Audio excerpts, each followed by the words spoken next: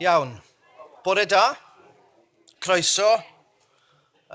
Welcome to police headquarters here in Carmarthen. Croeso here, I can see, that need headsets.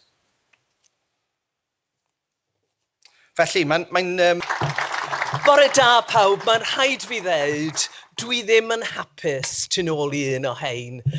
In a previous with St David's Day, and you remember the last words of, for many reasons, not least of which apparently Dewi Sant carried out some miracles there. But the last words, as attributed, and achieving satisfaction through delivering purpose. So the message is about that purpose. To me here in the middle of the room, accidentally, I'm sure, is a colleague of mine. We go back, I won't say how long we go back.